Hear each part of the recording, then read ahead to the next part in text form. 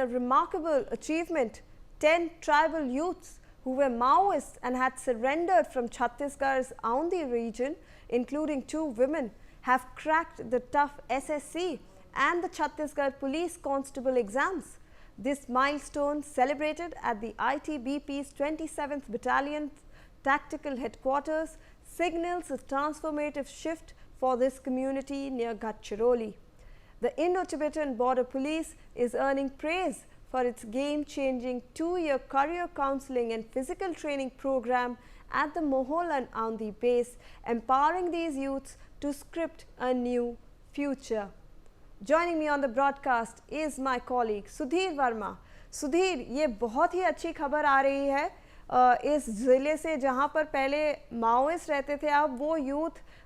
Government में observe किए जा रहे हैं। उनको 2 साल की कठिन ट्रेनिंग दी गई, उनको पूरा चीज़ समझाया गया और अब वो पुलिस कांस्टेबल के एग्ज़ाम भी क्लियर कर रहे हैं।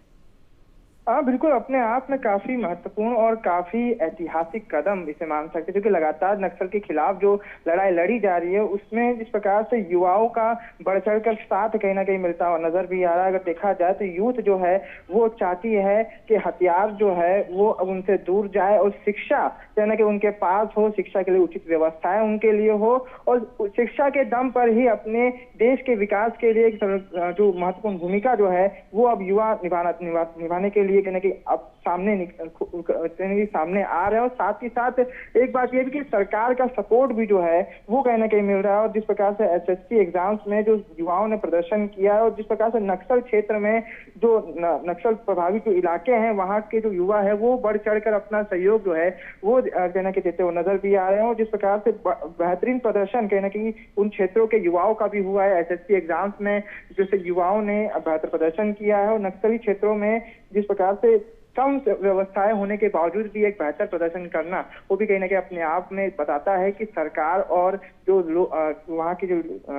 नक्सल पीड़ित जो क्षेत्र के लोग जो हैं वो कहीं ना कहीं अब शिक्षा को महत्व देना शुरू कर चुके हैं, जिसकी वजह से इस प्रकार की जो तस्वीरें हैं वो सामने आ रही है। और युवाओं को प्रोत्साहन देने का जो काम है वो भी कहीं ना कहीं सरकार करते हुए नजर भी आई। साथ कि यही इसका परिणाम भी है कि जो